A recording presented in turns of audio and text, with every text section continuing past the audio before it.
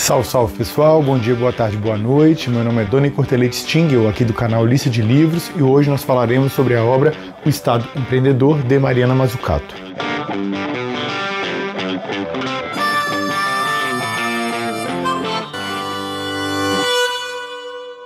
Mariana Mazzucato é uma economista italiana formada nos Estados Unidos, na Universidade de Tufts, que fica no estado de Massachusetts. Ela fez o mestrado e doutorado no estado de Nova York, na New School for Social Research, e ela, vamos dizer assim, ganhou notoriedade. Ela começou a trabalhar para a comunidade europeia. Ela fez um relatório que depois veio a se transformar nesse livro aqui, cujo subtítulo é Desmascarando o Mito do Setor Público versus Setor Privado. Atualmente ela dá aula no University College London. Eu deixarei aqui no box de informações o site dela, com os vários prêmios que ela ganhou, os vários livros que ela escreveu, artigos científicos, artigos em parceria. Tem mais informações detalhadas a respeito da obra dela. E aqui no box de informações também estarão os trechos selecionados de O Estado Empreendedor, bem como de todos os outros livros que eu vir a citar aqui durante o vídeo. E eu aproveito para pedir, se você puder e quiser, curta esse vídeo, se inscreva no canal, ative o sininho. Isso é muito importante para a propagação do Lista de Livros aqui pelo YouTube. Bem, para quem estudou economia minimamente, já deve ter escutado falar dos monetaristas, dos desenvolvimentistas, dos marxistas, ou às vezes utiliza, né, os neoliberais, ou por outro lado os sociais-democratas, ou desenvolvimentistas, e os marxistas, os adeptos da teoria do materialismo histórico dialético. Ou seja, são três grandes campos no quais é dividida a teoria econômica, né, com pensadores. Claro, você pega um Schumpeter com a sua teoria da destruição criativa, ele vai ser apropriado por keynesianos, ou eventualmente até por monetaristas também. Ou seja, não é uma coisa tão estanque, né? Eventualmente você vai lá, bebe de outra fonte e tal, mas você tem esses três grandes caminhos. E o que vem dominando no mundo nos últimos 50 anos, mais ou menos, é o neoliberalismo. Ele, vamos dizer assim, tem a sua fenda, né? Tem sua cunha aberta de quando das crises do petróleo, da década de 70 do século passado, por conta da atuação dos Estados Unidos no Oriente Médio. Os países produtores de petróleo acabaram, primeiramente em 1973, fazendo um boicote, né? Elevando artificialmente o preço do barril em retaliação por conta do apoio dos Estados Unidos ao Estado de Israel, que estava tomando territórios adjacentes ao seu país. E por fim, em 1979, depois da Revolução Iraniana, decorrente do golpe lá dado contra o Mossadegh, e aí anos depois coloca-se lá os fantoches e tal, até que por fim vem a Revolução Iraniana, guiada pelo Ayatollah Khomeini, e a produção do Irã para por esse momento, e por conta disso o preço do barril explode. Quando explode, começa a inflação mundial. Essa inflação mundial, vamos dizer assim, é o subterfúgio que o capital se utiliza para a aplicação das mais draconianas medidas contra a classe trabalhadora, aproveitando também que a Revolução Socialista já não estava tanto no horizonte. Eu já detalhei um pouquinho desse processo aqui do neoliberalismo no vídeo sobre o livro Brasil Privatizado, vou deixar aqui nos cards. E até um pouco interessante que agora eu estou escrevendo um livro como desdobramento do meu mestrado, e o capítulo sobre o neoliberalismo, ele está com cerca de 200 páginas, já está basicamente finalizado. Tem cerca de 200 páginas, mais variados campos, e aí fazer um videozinho, né, comentando um pouquinho sobre o neoliberalismo é uma facada no coração, assim, né, porque você acaba resumindo até demais, mas não tem cabimento, senão o vídeo ficaria com várias horas, só sobre esse assunto. E ainda assim não esgotaria tudo, por exemplo, que está lá escrito. Mas de qualquer maneira está aqui nos cards, eu deixei aqui nos cards, estará no box de informações um pouquinho mais detalhado do que eu estou expondo aqui. E a questão da inovação, ela tomou um ar dramático, vamos dizer, porque os Estados ocidentais foram tomando o caminho do neoliberalismo, né? Então, beleza, hoje ninguém que é sério duvida que o neoliberalismo foram medidas tomadas em benefício de 1% e fragilizando os outros 99%. Então os ricos ficaram efetivamente muito, muito mais ricos. Tem o livro do Thomas Piketty decodificando isso de maneira muito minuciosa, né? Mostrando com uma larga base de fatos e dados, né? Muitos dados mesmo, vai mostrando como foi tomada a iniciativa de canalizar o dinheiro para a parte mais rica da população. Entretanto, essa festa, vamos dizer assim, um dia essa conta ia chegar. E como ela chegou?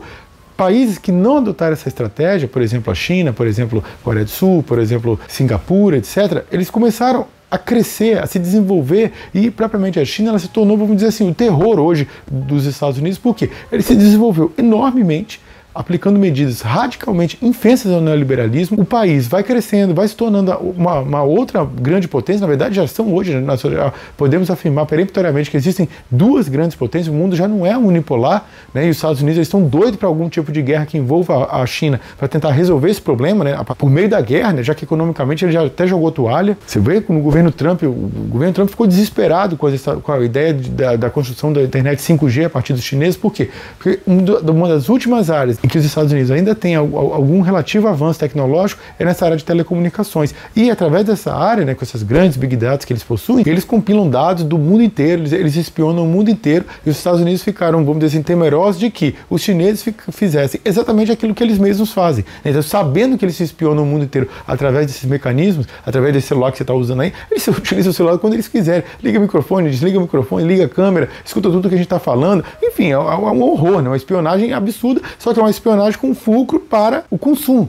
Né? Então, como é um foco, vamos dizer assim, menos óbvio, né? Menos pernicioso que fosse para matar alguém, para jogar alguém na cadeia, etc. Então, as pessoas acabam até ignorando. Mas, de qualquer maneira, estão compilando informações o tempo todo. Os Estados Unidos se desesperaram com isso. Já no governo Biden, eles pegaram lá uma fábrica que ia lá para Taiwan e deram dezenas de bilhões de dólares para que a empresa fosse para os Estados Unidos para desenvolver semicondutores com pouquíssimos nanômetros, lá em um altíssimo grau de tecnologia de desenvolvimento. O governo Biden, não é o governo Trump, não. Né? Ele assinou lá um decreto dizendo que qualquer cidadão estadunidense que trabalhasse no desenvolvimento de semicondutores na China, ele perderia a nacionalidade estadunidense. Isso foi imposto, eu reitero, no governo Biden. E ainda vai falar sobre liberdade do mundo e reclamando que é lá na China. Olha como é que é o mundo real, né? Muito, muito diferente do delírio neoliberal que a gente escuta habitualmente na mídia hegemônica. Então, assim, a ideia da inovação, ela tomou um corpo, ela tomou, sabe, uma importância muito grande, e é isso que esse livro vem aqui debater.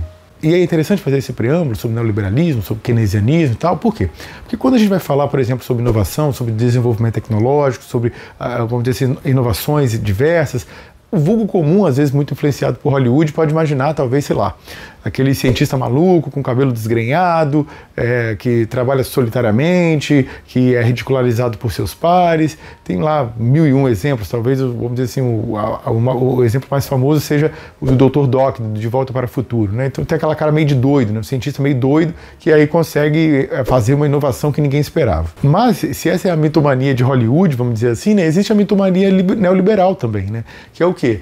São aqueles empreendedores que na garagem da casa dos pais dele, com muito dinamismo, com ideias inovadoras, com aquele pensamento brilhante, eles se uniram ali com aquela empresa de fundo de quintal e foram empreendendo, foram articulando aquelas ideias e foram lutando, foram crescendo e se tornaram multibilionários, tais como Bill Gates, tal como Steve Jobs, etc. Entre essas duas historinhas, né, desse cientista maluco lá com o cabelo desgrenhado e essa segunda, do jovem empreendedor na garagem da casa dos pais, elas não têm vínculo nenhum com a realidade, né? A única diferença é que a primeira ela tem um ar cômico, ela pode te divertir um pouco. A segunda é só uma mitomania no estado puro. Isso é uma falácia que não resiste ao menor teste histórico. Quem acredita nisso pode acreditar no Saci Pererê, na Mula Sem Cabeça, está completamente alienado da realidade. E a gente vai expondo aqui um pouquinho sobre isso ao longo desse vídeo para tentar desmistificar certas coisas, certas falácias que esse livro aqui, inclusive, contribui para elucidar o que é a realidade.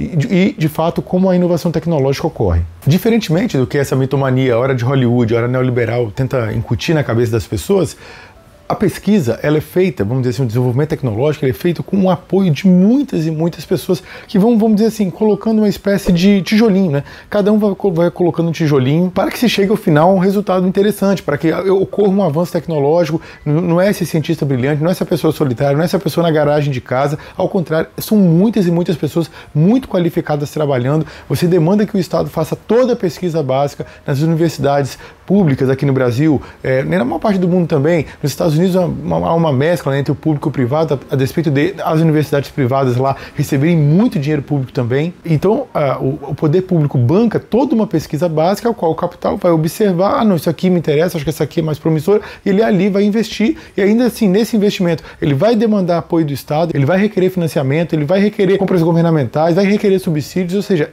há vamos dizer assim, um conúbio, vamos dizer assim, né, uma relação que um vai imiscuindo, um vai empurrando o outro, e assim ocorre o desenvolvimento tecnológico. E não, vamos dizer assim, desses inovadores no fundo de garagem, você não tem vínculo nenhum com a realidade, você está infantil. E é interessante porque esse desenvolvimento que ocorre nas universidades públicas e que eventualmente pode ser apropriado pelo capital, eu tenho um exemplo caseiro aqui, né, porque minha esposa, na tese de doutorado dela, ela elaborou um método que, para aquelas pessoas que não conseguem movimentar braços e pernas, né, são tetraplégicas, então para que elas movimentassem a cadeira de rodas dela, ela elaborou matematicamente um sisteminha que você, vamos dizer assim, olhando para uma tela que pisca, tem 4 figuras que ficam piscando em frequências diferentes, então a pessoa só de olhar ali para né, que está piscando em uma frequência, outra está piscando em outra e tal, a cadeira de roda se movimenta para aquele lado que aquela pessoa quer, sem encostar, né? Apenas com eletrodos na cabeça, você olha para aquilo ali, vê piscando naquela frequência e a cadeira de roda se movimenta. Aliás, eu fui cobaia várias vezes desse experimento e deu certo e tal, e é uma das possibilidades que o capital depois pode vir se apropriar daquilo ali. E existem várias outras formas, né? Essa foi uma que ela desenvolveu de modo próprio, mas existem várias outras opções aí que foram desenvolvidas desse modo que eu estou explicando aqui.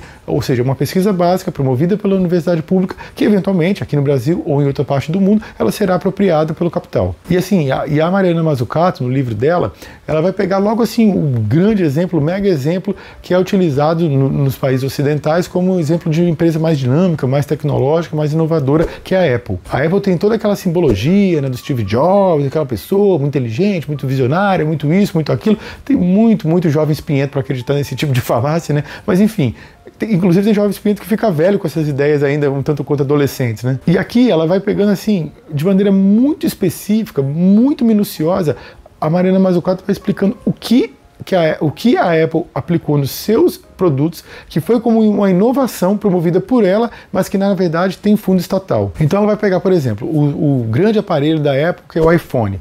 Aquilo que está lá naquele iPhone, que teve origem estatal, que inclusive, vamos dizer assim, né, desconfigurou o celular, transformou o celular no smartphone e a partir do smartphone, né, até mudou o nome, tem gente que continua chamando de celular, como eu, aliás, mas o fato é, aquilo que foi uma inovação tecnológica promovida pela Apple, que mudou até o nome do aparelho nos Estados Unidos e no mundo inteiro, foi o quê? A internet no celular. De onde veio a internet? A internet foi desenvolvida pela Apple? Não. A internet foi desenvolvida pelos militares, lá no contexto da Guerra Fria nos Estados Unidos, que eles tinham receio de perder os vínculos comunicativos se ocorresse algum tipo de ataque de uma potência estrangeira, notoriamente, claro, a União Soviética. Então, eles queriam se manter comunicando. Como eles se comunicariam? Através da internet. E, só para fazer uma parte aqui, o governo dos Estados Unidos tentou incutir que o capital privado investisse na internet, estimulou, financiou, foi muitos e muitos anos tentando empurrar, até que muito tempo depois do que era, vamos dizer assim, devido, é que a coisa avançou. Mas, de qualquer maneira, esse desenvolvimento da internet foi promovido pelo Estado. E depois veio a ser acoplado ali no telefone. Mas não só isso, também foi a memória RAM, também foram as baterias de lítio, a compressão de sinal, a tela de cristal líquido, o microdisco rígido, o microprocessador, as redes sem fio, o GPS, a microeletrônica, né, a tela touchscreen, o assistente pessoal ativado por voz, etc, etc. Então, a Mariana Mazzucato, ela vai, de maneira bem meticulosa mesmo, ela vai dizer o seguinte, olha, tal item foi desenvolvido como? Ela vai, vamos dizer assim, como uma investigação de um vamos dizer assim, um detetive, ela vai pegando, ó, isso aqui começou através de tal programa foi financiado pelo Estado, o Estado deu crédito, o Estado deu subsídio, o Estado deu investimento, empurrou aquela empresa. A Apple, diferentemente do que esses jovens espinhentos pensam, ela recebeu financiamento do governo dos Estados Unidos desde os seus primórdios, através de várias agências financiadoras lá, que já existiam para isso, para promover o desenvolvimento, para empurrar o desenvolvimento. Não sei se vocês estão ouvindo um barulhinho aí, mas é a chuva aqui que está com esse ruído aí, que deve estar sendo captado pelo microfone. Mas então, voltando, todo o desenvolvimento da Apple ele foi acompanhado pelo Estado. Ela não ocorreu assim a partir do nada, não foi criado ex nihilo, na voz, né, através de uma mente brilhante, de uma mente visionária, a despeito de, claro, ser necessário que existam sim pessoas dinâmicas, pessoas empreendedoras, pessoas que têm uma inteligência, claro, que vão conseguir, através dessa competência pessoal, somada a esse apoio estatal, promover algum tipo de inovação, e foi isso que a Apple conseguiu. Então, assim, o livro da Mariana Mazzucato, ele tem um foco, vamos dizer assim, de explicar a forma como o capital privado, ele precisa do apoio do poder público para que ele se desenvolva, porque ele sozinho ele não dá conta. Ele precisa do estímulo, ele precisa do financiamento, ele precisa do subsídio, ele precisa de compras governamentais. Esperar que apenas o capital privado ele vá promover a inovação, vá promover o desenvolvimento tecnológico, ela fala, isso é um delírio, não vai chegar a lugar nenhum, não acontece desenvolvimento tecnológico em nenhum lugar do mundo sem um forte apoio estatal. Então, assim, a ideia da Mariana Mazzucato poderia ser observada como, vamos dizer assim, então isso é o keynesianismo, ela está dando uma explicação que já é reiterada pelos keynesianos, pelos desenvolvimentistas e tal, mas ela tenta se dissociar deles, porque ela fala que há divergência em relação aos keynesianos, e a gente já pode adiantar aqui que ela seria uma espécie de neo-keynesiana. Por quê? Ela fala assim que, diferentemente dos keynesianos, que poderiam, vamos dizer assim, observar que o Estado é muito importante para investir onde o capital privado não quer, porque o investimento necessário é muito alto, por exemplo, grandes obras de infraestrutura, que tem um tempo de maturação muito elevado, requer um investimento inicial brutal, né? Ou, eventualmente, aquelas áreas que o capital privado acha que é muito arriscado, ou não está disposto a investir. Naquela pesquisa básica que eu já citei aqui, que o capital privado não vai fazer, porque vai ter que perder muito dinheiro ali, ou mais bem dizendo, vai ter que investir investir muito dinheiro ali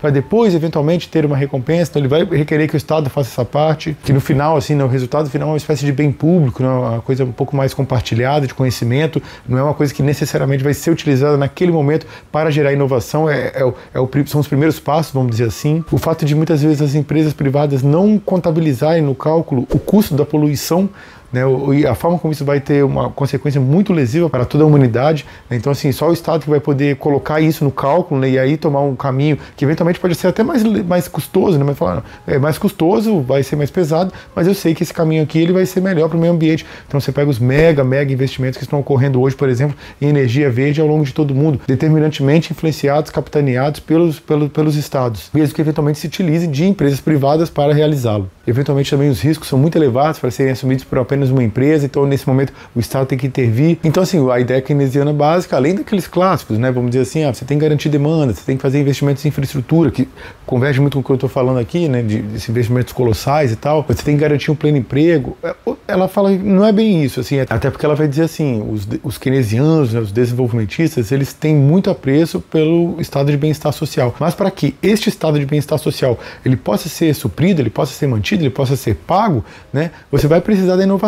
A inovação tecnológica vai gerar renda e essa renda vai poder manter esse estado de bem-estar social e uma coisa mais justa, mais equânime, mais solidária em relação aos cidadãos de todos os países. Então ela tem uma ideia, vamos dizer assim, de tentar bancar, né, de tentar arcar com esse custo pesado, um custo duro, um custo difícil de arcar com o estado de bem-estar social.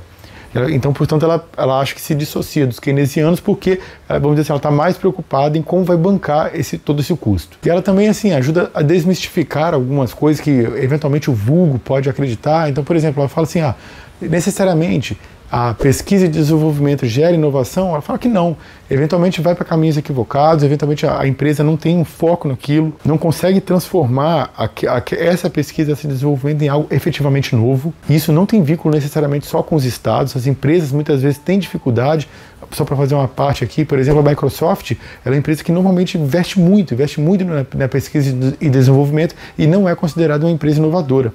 Ou seja, ela foi lá, né, nos anos 80, quando criou o Windows e tal, mas depois perdeu o fio da meada. E investe muito. A Apple mesmo é a empresa mais dinâmica nesse sentido. Então, você percebe que, às vezes, mesmo que exista muito recurso ali envolvido, e a Microsoft investe demais em inovação, mas ela não consegue avançar tanto. Ou seja, há problemas sistêmicos ali dentro da empresa. Até por isso, eventualmente, algumas pessoas vão estimular que se abram microempresas, né, empresas separadas, dissociadas dessa matriz, que vão conseguir uma espécie de startup ali com uma equipe menor, mais qualificada, mais dinâmica, ela vai conseguir empreender uma inovação que, se ficar dentro da estrutura grande, né, aquela mega corporação, ela não vai conseguir, ela vai se perder nos escaninhos, vamos dizer assim, né, ela vai ser devorada por seus próprios mecanismos internos. Outro mito que ela ajuda a desmistificar aqui é que, vamos dizer assim, aquilo que seria pequeno seria melhor. Ela vai pegar o exemplo de micro e pequenas empresas, que muitas pessoas vão dizer, não, é aí que começa, essas são as empresas que efetivamente vão gerar empregos, a maior parte das pessoas trabalham para micro e pequenas empresas, então esse seria o foco. Ela tem, assim, uma discordância bastante acerba, ela vai dizer que essas empresas não geram inovação, não geram desenvolvimento efetivo. Ela nem comenta aqui, mas a gente sabe, né, essas empresas muitas vezes são empresas pouco racionalizadas, muitas vezes empresas ali mais familiares, que, vamos dizer assim, abrem uma barraca de cachorro-quente, abrem uma manicure, abrem, sabe, um pequeno restaurante, um pequeno lojinha, ou seja, são empresas que têm um trabalho ali que se mistura tudo, né? A pessoa faz tudo, não é especializada, não gera dinamismo e habitualmente redistribui a riqueza da sociedade, não gera nova riqueza, né? É muito raro que uma pequena empresa tenha essa função, vamos dizer assim, propiciadora, ela se aproveita do desenvolvimento do país, é importante, claro que tem sua relevância, mas não é ela que banca a coisa toda, né? Já expliquei aqui no vídeo 1 do Capital, né? Suas atividades correlacionadas à agricultura e à indústria, e vamos dizer assim, a exceção seria o turismo, mineração e tal, mas enfim, é a agricultura e indústria que banca o país, é a agricultura e turismo que banca o negócio todo, vamos dizer assim. Então essas pequenas empresas, ela vai discordar aqui que elas que são, vamos dizer assim, as grandes responsáveis pelo emprego. Um outro terceiro mito que ela vai dizer assim é que o capital, vamos dizer assim, especulativo, que eventualmente ele poderia adorar o risco, aquele que está disposto a se arriscar muito, e ela vai expor, né, que eventualmente tem aquela falácia que existe o capital especulativo, o capital que vai, vamos dizer assim, está mais disposto a correr muito risco para também ter uma maior recompensa.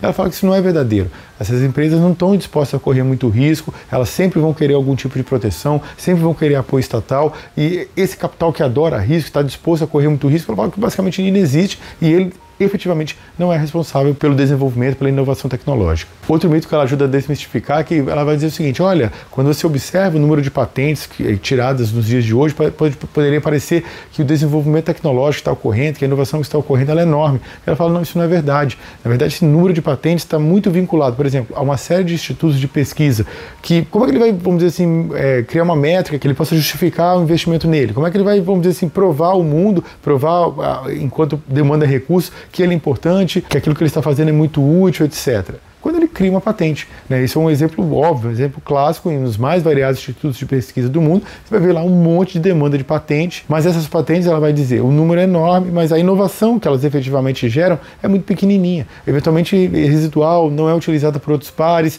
sabe, aquilo não tem sequência, ou seja, o número de patentes que existe hoje no mundo não está diretamente vinculado à inovação, que a maior parte dessas patentes não presta para nada. É só número mesmo para, sabe, ficar girando ali a bola, ficar tentando angariar mais recursos e justificar aquele tipo de pesquisa e propriamente os empregos daqueles que estão trabalhando nesse tipo de pesquisa. Outro ponto que ela ajuda a desmistificar, que seria o seguinte, ela fala, ó, existe uma fala na Europa corrente de que aquilo que é produzido pelas instituições públicas de ensino, que são de altíssima qualificação, né, na Europa, ela não consegue dialogar muito bem com as empresas.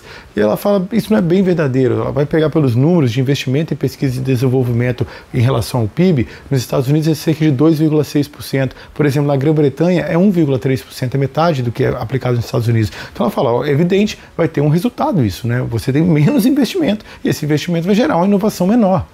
E outros países que têm já um estado depauperado, por exemplo, Portugal, por exemplo, Itália, eles investem apenas 0,5% do PIB em desenvolvimento e inovação. Então é evidente que não vai se esperar muito desse sentido desses países, né? E ela fala, e o capital privado não vem junto muitas vezes. Então é por isso que não ocorre esse desenvolvimento. Por outro lado, ela vai dizer o seguinte, nos Estados Unidos tem vários problemas, os spin-offs, as empresas que são abertas lá com universidades e tal, nem sempre aquilo dá certo, né? Mas, de qualquer maneira, existe um tipo de investimento que ele é feito para a universidade e um investimento que é feito para essas novas empresas, essas empresas inovadoras que vão tentar produzir alguma coisa no mercado.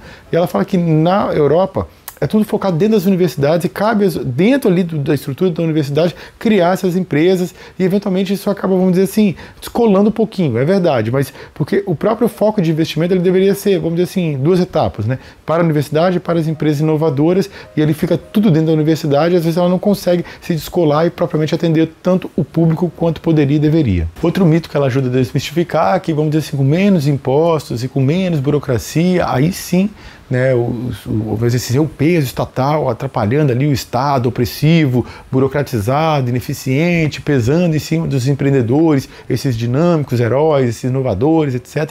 Aí sim a coisa vai fluir. Ela fala que isso não é verdade. Então, por exemplo, os países que nós já citamos aqui, Portugal e Itália, que têm um investimento menor, que nem cobram impostos tão altos quanto outros países lá da Europa, eles, na medida em que tem um Estado depauperado, um Estado que é constrangido a investir menos, a gastar menos, o que acontece? A inovação não vem, né? O desenvolvimento não vem porque o Estado não está empurrando. Então, eles são exemplos peremptórios de que um Estado, vamos dizer assim, fragilizado, é um Estado que acaba não contribuindo para a inovação. Diferentemente, por exemplo, de países como a Alemanha, de países, por exemplo, como a China, que estão investindo enormemente, né? Franca e enormemente, no desenvolvimento, na inovação. Tem Estados ativos, poderosos, fortes e que têm um retorno por conta disso, né? Só para fazer uma parte aqui, a Alemanha é o país no mundo que tem maior custo de produção, ou seja, quando você soma salários, impostos, etc., toda a proteção social que é dada aos trabalhadores, a Alemanha no mundo é o que tem maior e é um dos maiores exportadores do mundo e da Europa é o maior exportador, é a maior economia. Então você percebe como um Estado depauperado não tem vínculo com a realidade, essa ideia de querer menos impostos, menos burocracia, basta olhar o que é a Europa, o que são aqueles países como os países do norte da Europa, né, Noruega, Dinamarca, Finlândia, Islândia, etc. E, claro, o próprio exemplo alemão. Então, assim, aqui nesse livro, Estado Empreendedor, a Mariana Mazzucato ela vai pegar uma série de exemplos que a gente talvez nem soubesse, mas quando ela põe uma lupa, você vê como é que há um constrangimento, há uma coisa assim que até dói no coração. Por exemplo, as indústrias farmacêuticas, ela vai mostrar que elas pararam de investir, o livro é de 2012, ali 2012 para 2013. Então ela pega os dados dos 10 anos anteriores, ela vai mostrar que o grau de investimento que essas empresas faziam nesse período histórico, ele era muito menor do que, vamos dizer assim, a sua capacidade produtiva, a sua capacidade financeira. Por quê? Porque os diretores dessas empresas, os presidentes dessas empresas, né, alcunhados de CEL, né, CEL é o acrônimo, já disse várias vezes, é o acrônimo para Grande Marginal do Capital, e o que eles fizeram? Na medida em que eles têm uma remuneração muito vinculada a elevação do valor das ações dessas empresas, né, muitas vezes recebem em termos de ações, além do salário, tem lá tantas ações, vai ganhar tanto e tal. Então, assim, se você tem um crescimento do valor da ação, a remuneração deles aumenta enormemente. Então, o que essas empresas farmacêuticas fizeram? Na medida em que elas têm um lucro, esses diretores mandaram, através desse lucro que deveria e poderia ser reutilizado para o investimento, o desenvolvimento de novos remédios, por exemplo, no câncer, por exemplo, para AVC, por exemplo, pessoas que ficaram paraplégicas, ou seja, você tem uma enormidade de áreas que você poderia investir, uma série de doenças que você poderia tratar, mas eles não estão investindo, não estão desenvolvendo medicamentos nesse sentido. O que eles estão fazendo? Recomprando as ações da própria empresa. Então pega o dinheiro da empresa e recompra para ela as suas próprias ações. Mas por que eles estão fazendo isso? Poderia até algum ingênuo pensar, não, então daqui a pouco a empresa toda deles, vamos dizer assim, então eles vão ter mais liberdade para fazer aquilo que querem, aquilo que não querem e tal. Ele fala que não é isso. Na medida em que são investimentos bilionários, ou seja, muita gente tentando comprar a ação dessa empresa, aqui nesse caso, como o Marx bem aponta no livro 1 do Capital, é válido a lei da oferta e da procura. Porque, como diz o Marx, a lei da oferta e da procura, só no momento de escassez e de abundância é que ela tem validade. Se você, por exemplo, for comprar uma camisa hoje, está faltando camisa, for comprar um tênis hoje, está faltando tênis, está sobrando tênis, não. Então, a lei da oferta e procura, nesses casos, ela não explica nada. O Marx afirma muito bem. E, nesse caso, que eu estou me referindo aqui da indústria farmacêutica, como são bilhões de dólares investidos na compra da ação, de fato, gera uma demanda muito grande e aí o preço da ação sobe. O preço da ação sobe, os salários desses grandes marginais do capital sobe enormemente. E nesse processo todo, o que acontece? Os investimentos necessários no desenvolvimento de novos medicamentos não é realizado, o que obviamente prejudica a sociedade como um todo. Isso, vamos dizer assim, passa batido, né? A maior parte das pessoas ignora esse tipo de realidade e ela vai mostrando ano por ano ali como o investimento é precarizado em benefício desse tipo de investimento que tem como único fulcro o enriquecimento daqueles que já são muito ricos. Aliás, no livro A Crise do Neoliberalismo, já citei ele algumas vezes aqui no canal, os autores eles vão explicar como era vamos dizer assim, no período keynesiano clássico, né, o Estado, ele, vamos dizer assim, empurrava que as empresas reinvestissem muito. De que maneira? Quando as empresas elas quereriam reutilizar o lucro, né, pegar o lucro para si, nesse momento eles cobravam um tributo bastante grande. Mas se as empresas reaplicassem, reinvestissem aquele dinheiro, eles subsidiavam, o Estado subsidiava nos Estados Unidos, na Europa, etc. Então o que acontece? As empresas tinham esse estímulo de continuar reinvestindo para não ter que ficar pagando tanto imposto. E com isso se gerava mais impostos, mais empregos, mais renda, e o país, vamos dizer assim, o próprio mundo, né, se desenvolvia, o mundo crescia e tal. Outro aspecto ela vai citar aqui com vários e vários exemplos sobre a indústria verde. Ela vai mostrar como a China fez um projeto, um mega projeto de investimentos lá na energia eólica e tal, e ela tem lá as suas metas, é o Estado investindo, é o Estado, sabe, ampliando e vai criando cada vez mais energia limpa, e é todo ano crescendo. Ela vai mostrar que os Estados Unidos, por exemplo, eles deram aqui a colar alguns tipos de investimento, algum tipo de apoio, mas aquilo não foi suficiente. Eventualmente tem muitas críticas, vamos dizer assim, como se escolhesse algumas empresas, né? A ideia dos campeões nacionais, que até dominou ali um pouco o BNDES também, tem uma crítica a respeito do que foi feito aqui no Brasil, mas de fato ela fala... Depender apenas do capital privado para essa revolução verde, isso não basta. Precisa do Estado investindo enormemente. Ela faz uma demanda, né, que o governo estadunidense, por exemplo, invista mais, porque ela fala, é isso que está acontecendo na China e lá está dando certo e aqui está fracassando retumbantemente. É interessante que ela cita aqui várias vezes o BNDES, né, e como um exemplo muito positivo. E vamos dizer, o marginal que ocupou a presidência ali entre 2019 e 2022, eu não vou nem citar o nome dele para não sujar minha boca, ele falava várias vezes em abrir a caixa preta do BNDES, falou por anos e anos isso. Aí foi 4 anos na presidência. Você viu a caixa preta ser aberta? Viu algum caso que ele expôs lá? Muito ao contrário, durante o governo dele, uma série de posições acionárias que o BNDES tinha nas mais variadas empresas, ele mandou o governo vender. Quando vendeu, o governo deixou, vamos dizer assim, ganhou aquele dinheiro, aquela bolada bilionária, ele torrou isso tudo, consumiu tudo. Resultado, deixou de ter o recurso que vinha ali do lucro que essas empresas tinham, aquilo que elas pagavam aos acionistas, e pior, várias dessas empresas, como por exemplo a Vale do Rio Doce, tiveram ganhos acionários enormes depois que o governo vendeu, ou seja, o patrimônio público foi sacrificado. O prejuízo que o Estado brasileiro teve só com essas vendas acionárias, que eram do BNDES, da casa de mais de 10 bilhões de reais. Mais de 10 bilhões de reais. E quando a gente pega quem era o presidente do BNDES durante o governo Bolsonaro, bem, era um sujeito que era, vamos dizer assim, amigo de balada do Eduardo Bolsonaro. Inclusive ele tem um caso muito famoso, se você procurar aí pela internet, você encontra fácil, que ele estava no show, aí o show terminou lá de madrugada, mas ele queria continuar curtindo, ele foi para o condomínio do prédio dele, de madrugada, para ir lá para a casa de festa. Aquilo não era uma festa liberada, não era do horário que era permitido no condomínio, não sei o que ele fez. Não, eu vou entrar. Aí o porteiro não pediu, chamou o apoio do síndico, o síndico não pode entrar. Sabe o que o presidente do BNDES fez? Não era presidente, nesse momento ele era só amigo de balada do Eduardo Bananinha. Sabe o que ele fez? Arrombou o local de festa do condomínio e foi ter a festa lá dentro. Resultado, tiveram que chamar a polícia. O Eduardo Bolsonaro estava nessa confusão aí. Olha, veja bem, olha o nível do que a gente está falando de Brasil, que a gente passou nesse momento histórico. Aí a polícia foi lá e impediu a festa, aí teve um processo, ele foi condenado por aquilo que fez, e depois esse sujeito, vamos dizer assim, o autor dessa farra aí, virou presidente do BNDES aqui no Brasil. E aí era esse marginal genocida que nomeou esse sujeito que falava em abrir a caixa preta do BNDES. Foi nomeado porque era parceiro de balada do Eduardo Bananinha. Realmente, meus amigos, olha o que a gente passou, viu? É inacreditável. De toda maneira, é bom dizer, né, que o BNDES é um dos tipos de instrumento que ela vai saudar aqui como extremamente positivos para gerar inovação, para gerar desenvolvimento econômico. Passou esse período turbulento, né? Hoje ele pode retomar, vamos dizer assim, a sua ação mais proativa de induzir o desenvolvimento aqui no Brasil. E alguém pode pensar assim, mas veja bem, então não houve nada de errado com o BNDES? Não, lógico que pode haver, mas é preciso ter uma visão sistêmica quando você vai fazer uma análise. Porque, por exemplo, digamos que o BNDES ele financie 100 empresas, e dessas 100 empresas, 10 acabem tomando prejuízo, eventualmente até quebrando, e 90 empresas cresçam, se desenvolvam, gerem impostos, gerem emprego, gerem renda, sabe? Ou seja, deu certo aquilo ali. Aí quando você olha o geral, o que aconteceu? Né? O BNDES teve lucro ou teve prejuízo? O que é muito comum aqui na mídia hegemônica brasileira é pegar esses 10 casos que deram prejuízo e dar todo o destaque. Olha como o BNDES fez errado, olha aqui a caixa preta, olha aqui não sei o que, entendeu? Ao invés de se focar naquelas que deram certo, porque na média deu mais certo do que errado. No pauperismo intelectual que domina, vou dizer assim, as discussões econômicas que acontecem no Brasil, são todos neoliberais, né? Todos aquelas pessoas que têm, vamos dizer assim, oportunidade de falar, escrever em jornais, assim, na mídia hegemônica, uma coisa horrorosa. Então, assim, eles sempre estão olhando pelo cunho entreguista, pelo cunho privatista, pelo cunho neoliberal, e esse tipo de debate que acontece aqui no livro, ele acaba, vamos dizer assim, mostrando as falácias, as fragilidades desse tipo de pensamento, ou pelo menos contribui para mostrar, né? Porque, assim, também o livro, e aqui a gente já pode pegar, assim, as suas partes mais frágeis, aqui explicar, ele mostrou aqui como é que são as suas características, é bom agora mostrar as suas evidentes fragilidades, não são pequenas, assim.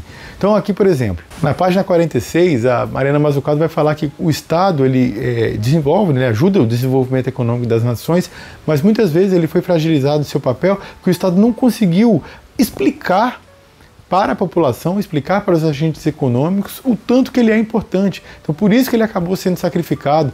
Então, assim, esse tipo de argumentação aqui da Mariana é um pouco patético, assim, sabe? É um pouco infantil demais. Assim. Não é porque o Estado não conseguiu explicar, é porque o Estado ele pode ser um indutor vamos dizer assim, de uma igualdade social maior. Quando ele cobra impostos das classes mais abastadas, quando ele investe na população mais carente, ele consegue diminuir, vamos dizer assim, a boca do jacaré, né? Não deixar que a população que está ali ganhando muito ganhe demais, enquanto que a população que está pobre seja paupérrima, né? Só para dar um exemplo clássico, né? Quando você pega essas listas dos mais ricos do mundo, tá lá na Forbes e tal, você repara que não tem nenhum da Noruega, nenhum da Suécia, nenhum da Dinamarca, nenhum da Islândia, nenhum da Finlândia. Por quê? Porque os impostos sobre as classes mais abastadas são muito altos. E, compensação, também não existe uma pobreza tão grande. É uma sociedade mais próxima de classe média. Isso não implica dizer que não há ricos lá. Claro que há pessoas muito ricas lá, mas não é tanto, não é tão assintoso como é em países como o Brasil, como é em países como os Estados Unidos, etc. E não é, portanto, porque o Estado não conseguiu explicar o seu papel. Acontece que há interesse de classes patentes envolvidos e o capital se utiliza da fragilização do Estado para conseguir realizar de maneira mais plena os seus interesses de ganhar mais e mais dinheiro, mesmo que mantenha a maior parte da população mundial na pobreza. Que é o que ocorre hoje, né? Mais de 2/3 da população do mundo é pobre, desse mundo capitalista, vamos dizer, né? Então, por exemplo, aqui na página 61, ela diz que mesmo nos períodos de boom da década de 90, eu não sei qual boom que ela pode estar se referindo, se foi uma bomba que explodiu em algum lugar, porque a década de 90 ela foi uma década muito ruim para o povo trabalhador. Inclusive, aquelas nações que adotaram o consenso de Washington, elas viram suas finanças fragilizadas, viram a tessitura social de seus países enormemente degradada. Isso era óbvio, né? Era óbvio. Já na época da implantação dessas medidas, eu posso deixar alguns livros aqui comentando sobre o neoliberalismo, vou deixar todos que eu li muitos, vou deixar pelo menos aqui umas 5 fontes, que vocês podem avaliar, algumas já desse período histórico, mostrando, inclusive nos casos passos iniciais, por exemplo, no México, primeiro a adotar medidas neoliberais aqui na América Latina, depois daquele início, vamos dizer assim, do final das ditaduras militares e tal, ele é o primeiro a quebrar. Aí outros países vão, na medida que vão adotando medidas neoliberais, vão todos quebrando, sequencialmente. Aconteceu com a Rússia, aconteceu com o Brasil, etc, etc. Aconteceu com a Argentina, claro, né? A Argentina foi o que aplicou as medidas neoliberais de maneira, vamos dizer assim, mais agressiva, desnacionalizou a economia deles, hoje eles não têm dólares, né? Como eles privatizaram demais, essas empresas que foram privatizadas, elas não têm absolutamente nenhuma necessidade, nenhum interesse em comprar os produtos dos seus próprios mercados nacionais, como aconteciam com as estatais. Resultado, compra tudo fora, fica só mandando dólar, o país não tem dólar, pô. Aí o país quebra. Você tem um déficit na balança de pagamentos, eles não conseguem sair disso. Essas medidas foram aplicadas lá no governo Carlos Menem, com apoio de neoliberais, com apoio total dos neoliberais. Era isso que o Paulo Guedes queria aplicar aqui, e olha o resultado que acarretou lá. A Argentina nunca tem dólar. E aí vive numa crise econômica recorrente, né? Fora as outras questões, que o povo também não tem confiança na própria moeda por conta dessas medidas adotadas pelo Carlos Menem, por esse grande neoliberal, né, tão, vamos dizer assim, tão tacanho quanto o Fernando Henrique Cardoso, aliás, quanto o Carlos Salinas no México, etc, etc, quanto o Fujimori no Peru, né? A gente vai se esquecendo dos nomes dessas desgraças, né? Mas muito da pobreza que esses países enfrentam até hoje é por causa desses canais aí. E assim, esse boom que ela se refere, olha como é que são as coisas. O resultado é tão desastroso que até o FMI, um dos grandes indutores, se não o maior indutor da adoção dessas medidas do consenso de Washington, dessas medidas neoliberais, olha para aquilo que fez na década de 90 e hoje com certa restrição. Ele se arrepende, né, das medidas austericidas que ele mesmo recomendou. Ela vai dizer que houve boom nos anos 90? Né? Houve boom sim no mercado acionário, aí beneficiando uma parcela muito pequena da população. E é até interessante isso, porque quando você lê alguns jornais estrangeiros, revistas estrangeiras, eles vão dizer assim, tentam amenizar a adoção de medidas que eram recomendadas lá nos anos 90. Eles já vêm, vamos dizer assim, com um pezinho um pouquinho atrás. Então você pega, por exemplo, uma economista como a Mônica de Bodo, que era uma neoliberaloide, assim, aquela coisa bem tacanha, bem ridícula. Você vê que ela foi indo mais para a esquerda, né? Por que ela foi para a esquerda? Porque o mundo lá fora percebeu, olha, a gente exagerou na dose, isso aqui acabou não dando certo. A China, que não adotou esse tipo de política econômica, está crescendo, está nos abocanhando, a gente tem que voltar atrás, né? A gente tem que reavaliar o que a gente fez. Mas, assim, isso de prática você não vai ver no debate hegemônico que acontece aqui na mídia brasileira, porque os neoliberais brasileiros sequer ficaram sabendo ainda que a crise de 2008 aconteceu. Imaginem compreendê-lo. Aqui, de fato, infelizmente, é a raspa do tacho mesmo. Você acompanhar os economistas, que não haja economistas muito esclarecidos aqui no Brasil. Eles existem, claro que existem. A questão é que eles não têm grande espaço na mídia hegemônica. Então, assim, aquilo você vai ouvir, assim, um Carl Seidenberg, vai ouvir, sabe, uma Miriam Leitão, meu Deus do céu. É um negócio da vontade de pegar uma pistola e dar um tiro na cabeça. E aqui, voltando, na página 226, por exemplo, ela vai dizer assim que o risco e a especulação são absolutamente fundamentais para a inovação. Então, assim, isso é um pouco incoerente com aquilo que ela andou falando no livro inteiro. Ela também é incoerente com aquilo que está acontecendo, por exemplo, na própria China agora. Eles dizem, não, vai ter uma inovação aqui no Campo Verde, a gente vai investir em energia eólica. Não é questão de especulação. Isso está acontecendo, esse desenvolvimento. Então, como é que ela diz que é absolutamente imprescindível? Sabe, o livro escorrega demais, assim, mas escorrega demais mesmo. E é interessante porque logo na sequência, na página 228 e 229, ela vai dizer o seguinte, que agora existe o movimento da nova economia, né? Então, essas empresas como a Apple, como outras empresas, Google, etc., que eles, vamos dizer assim, pagam salários menores, não tem plano de carreira, o funcionário quando entra nela, não tem aquela perspectiva de ficar muitos e muitos anos acompanhando o mesmo emprego, ele vai ficar aqui, depois ele vai ali. Bem, isso é uma característica bem pós-moderna, bem neoliberal. Existem vários livros aqui, vários vídeos aqui no canal também sobre isso. Posso citar As Origens da Pós-Modernidade, do Perry Anderson, tem vídeo aqui no canal, vou deixar aqui nos cards. Posso citar a Modernidade Líquida, do Zygmunt Bauman. Posso citar o Condição Pós-Moderna, do David Harvey. Se não couber aqui nos cards, estarão todos aqui no box de informações. Então, assim, no início aqui ela cita, vamos dizer assim, saudando, né, mostrando assim que esse dinamismo, essa inovação e tal. Aí, um pouquinho as páginas adiante, logo na 230 e 31, ela começa a chorar, lamuriar. Ah, a Apple paga salários muito baixos, olha o lucro que ela tem, olha o retorno que ela dá, olha o retorno que os funcionários dão, e ela paga salários baixíssimos, né? E outra, ela vai reclamar que ela paga pouquíssimos impostos, consegue por uma série de mecanismos tributários fugir do pagamento de impostos. Ela fala, olha, essas empresas são beneficiárias dos investimentos estatais, precisaram dos investimentos estatais para gerar o seu próprio desenvolvimento. Quando elas não pagam impostos, elas fragilizam as contas públicas, ou seja, elas estão dando um tiro no próprio pé.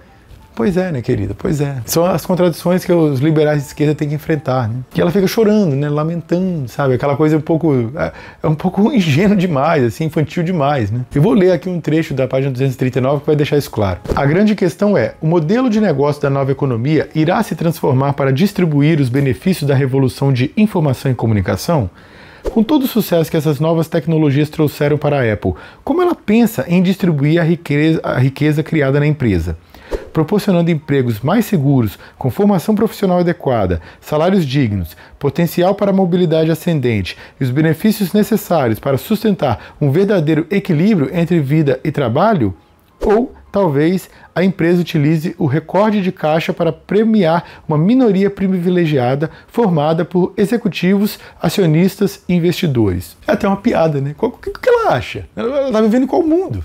Entendeu? Esse tipo assim, de escolho, os liberais de esquerda, de centro-esquerda, eles vão bater e não vão conseguir transpor, entendeu? É até infantil, né? É uma piada, né? Esse tipo de trecho aqui realmente sei lá, você não consegue nem entender como está escrito em um livro. Nem diretório acadêmico, nem grêmio estudantil é tão inocente quanto isso aqui. E aqui a gente vai imaginando assim, a grande fragilidade desse livro. Não é que ele é equivocado naquilo que está propondo. Tem aqui e ali vários equívocos, já expus alguns aqui, mas assim, parece que o livro da Mariana Mazzucato, aquilo que é bom não é novo, aquilo que é novo não é bom. Porque quando nós observamos ao longo de todo o mundo, é evidente que o desenvolvimento tecnológico só acontece, ou a inovação, ou o próprio desenvolvimento econômico, ele só ocorre com amplo apoio estatal. Né? Vamos pegar assim, o exemplo peremptório aqui no Brasil, que domina, infelizmente é só esse exemplo que domina hoje. Nós já fomos um país mais industrializado, nós nos desindustrializamos, voltamos a ser aquele Brasil colônia bem clássico, né? Produtor de commodities, né? Você vê que não consegue nem dizer o nome em português, né? Tem que usar até um nome em inglês, tão colonizado que nós somos, né? Não é mais produtos primários, agora chamam de commodities. E esses produtos que o Brasil mais produz hoje, né? Que é onde estaria o nosso êxito, nosso sucesso empresarial, ele acontece de que forma? Como o agronegócio é estruturado no Brasil? Como esse sucesso ocorreu? É com larguíssimo, amplíssimo, massivo investimento estatal. O agronegócio ele não vive um dia sem o Estado brasileiro. É o Estado brasileiro que dá financiamentos gigantescos, apenas para dar um exemplo que aconteceu há poucos dias atrás, o lançamento do próximo Plano Safra, já no governo Lula. O valor de financiamento para pequenos produtores é de 77 bilhões de reais e para grandes produtores é de 364 bilhões de reais, um valor cerca de 30% maior nos dois casos em relação ao ano precedente. Ou seja, o próximo Plano Safra vai ter um investimento de mais de 440 bilhões de reais. Mas não é só isso não. O agronegócio brasileiro ele é extremamente subsidiado. Só para dar um exemplo, o município, não estou falando do estado não, o município de São Paulo, ele recebe mais de IPTU do que todo o território brasileiro recebe do imposto sobre propriedade territorial rural. Fora isso, tem esses créditos, fora isso, tem as compras governamentais, né? É bom fazer aqui uma partezinha sobre essas compras governamentais, a forma como elas ocorrem. O Brasil há muito tempo tem, né, já há décadas e mais décadas, tem estoques reguladores. Que acontece o quê? O governo, quando ele observa que um produto, vamos dizer, o feijão, ele está sendo vendido no mercado internacional a um preço muito lesivo, que está fazendo até o produtor brasileiro quebrar, o que ele faz? Ele compra e faz um estoque. Quando ele faz esse estoque, é bom para o produtor, é bom lá para aquelas empresas ou pequenos e médios agricultores que estão produzindo. Por quê? Porque às vezes aquilo faria com que aquela empresa tivesse uma baixa de finanças naquele momento, que até ela quebrasse. Talvez fizesse com esse pequeno e médio agricultor, tivesse que migrar para a cidade, e aí você tira a pessoa do campo, vem aquele problema de fazer esse êxodo rural, a favelização, os problemas de segurança, uma série de problemas que isso vai acarretar. Então, quando está esse valor excessivamente baixo, o governo compra, o governo está, vamos dizer assim, protegendo o produtor. Por outro lado, quando o preço no mercado internacional sobe demais, o que o governo faz? Lança esses produtos estocados no mercado. O que acontece? Aí é uma superabundância, então o preço do produto cai. O preço do produto cai, isso é bom por quê? Bom para o consumidor final aqui que estaria sendo sacrificado nesse momento. Então os governos brasileiros sempre tiveram estoques reguladores e ficavam ali mantendo, né? É lógico que eventualmente acabava de você ter um crescimento médio assim, dos produtos, mas não aqueles choques, né? Não aquela senoide, vamos dizer assim, muito exagerada, né? E aí o que aconteceu? No governo do inominável, do genocida que nos precedeu junto com o Paulo Guedes. Paulo Guedes falou, não, a gente vai acabar com os estoques reguladores, a gente precisa de mais mercado. Resultado, o governo Bolsonaro consumiu todos os estoques reguladores, havia bilhões de reais lá acumulados em produtos, foi vendendo e arrecadando dinheiro. torrou o dinheiro todo, mandou privatizar vários locais que armazenavam, ou seja, para salgar a carne, para nem que o governo que o sucedeu pudesse fazer esses estoques reguladores, e isso foi extremamente lesivo para o consumidor, por isso que carne estava tão cara e uma série de vários produtos estavam tão caros durante o governo Bolsonaro, porque não havia mais estoques reguladores, porque o governo havia consumido tudo, e como se não bastasse, assim que houver uma queda de qualquer valor, de qualquer tipo de produto que está no mercado internacional, esses produtores também serão sacrificados. Ou seja, foi péssimo. Péssimo, espero agora que o governo Lula recomponha os estoques nacionais naquilo que for possível, porque eu reitero, até algumas áreas que armazenavam essa desgraça que precedeu aí, esse governo do fim do mundo, ele conseguiu acabar. Vários foram privatizados. Aqui em Vitória, onde eu moro, inclusive a área fica no bairro de Jardim da Penha, ele tinha posto à venda, não sei se chegou a concluí-la. Então, assim, o agronegócio brasileiro ele é um exemplo peremptório de como o apoio massivo, o apoio estruturante do Estado, ao longo de vários e vários anos, não adianta fazer um ano só, são décadas e mais décadas que o governo brasileiro vem apoiando massivamente o agronegócio, aí você tem esse resultado positivo, é uma indústria extremamente rica. Eu acho um absurdo, acho injusto que seja no valor que acho que a indústria deveria receber uma quantidade de apoio tão forte quanto, mas por uma série de motivos a indústria não recebe, e é claro que vai ter um desempenho, portanto, inferior. Eu acho um absurdo que um cidadão comum como eu, ou como você que está aí me escutando, pague um valor de imposto muito, mas muito superior daquilo que o agronegócio paga. Quando você provê esse tipo de apoio a algum tipo de ramo econômico do país, você tem um resultado. O agronegócio é um exemplo peremptório, né? E fora, vou citar vários casos, eventualmente eles tiveram secas. O que aconteceu quando tiveram secas?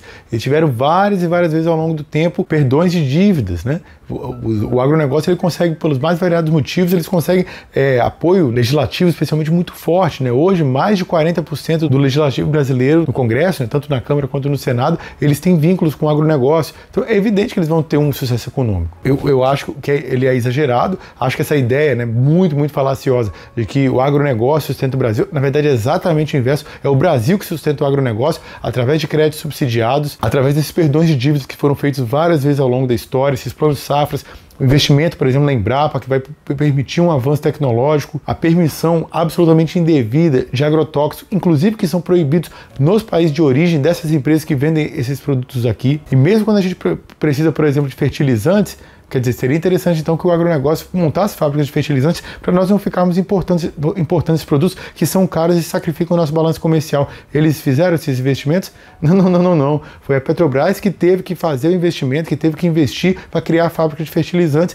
Pasmem, algumas o Bolsonaro vendeu, privatizou, e outras ele só mandou fechar. E mesmo empresas estrangeiras que compraram, às vezes mandaram fechar só para não ter concorrência e o valor do produto crescer. Esse é o drama brasileiro. Não é à toa, né, que a gente é o que é, né? Como bem dizem alguns críticos irônicos, né? Tem tanta coisa errada aqui, parece até que o Brasil foi construído em cima de um cemitério indígena. Então, assim, basta ver o caso do agronegócio brasileiro para mostrar como o argumento que ela vem trazer aqui, Mariana Mazzucato vem trazer no livro Estado Empreendedor, ele é um argumento, vamos dizer assim, até correto, não tem um fundo correto, mas ele é muito óbvio. É o que a realidade aponta o tempo todo, né? O desenvolvimento tecnológico que acontece lá nos Estados Unidos, no campo militar especialmente, eles investem muito, não é porque os militares têm um foco no desenvolvimento, não é porque eles são mais inteligentes, não é nada, é porque é um investimento massivo que ocorre ao longo de décadas e mais décadas, compras governamentais garantidas, créditos, subsídios, etc. Então aquilo ali eles conseguiram desenvolver a internet e uma série de outras inovações porque é muito investimento todo ano. Quando você investe, quando você canaliza a energia do seu país para aquilo ali, é lógico que ele vai ter um desenvolvimento.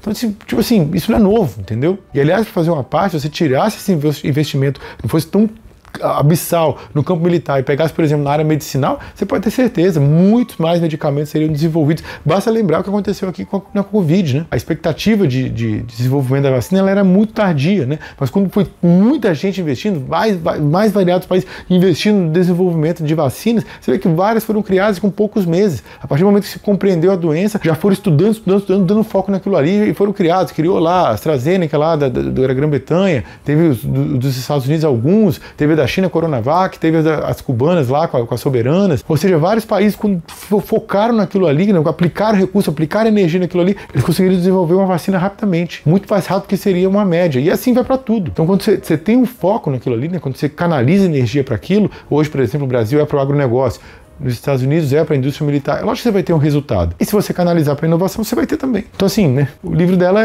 sinceramente, assim, ele pode encantar um keynesiano, sabe? Vai ter mais um argumento a seu favor. Mas, assim, eu acho que de novidade no livro dela é só o fato de você conseguir pôr uma lupa mesmo, e você saber exatamente quando, onde, como, de que forma cada agência estadunidense ela pôde subsidiar e criar o desenvolvimento, né, fomentar o desenvolvimento daquele tipo de produto. O iPod, isso, aquilo, sabe? Ela faz uma investigação bem minuciosa para mostrar o histórico e você consegue ficar sabendo aqui do livro, veio da agência DARPA, veio de não sei o que, veio, sabe? Ela consegue mostrar isso e esse aspecto, ele tem um aspecto, vamos dizer assim, histórico. A parte informativa, ela tem até, vamos dizer assim, o seu interesse, mas na média é um livro que não tem novidade nenhuma. Então, assim, eu particularmente não recomendo. A parte também, assim, que ela fala, não, você precisa de inovação para que você consiga bancar o estado de bem-estar social.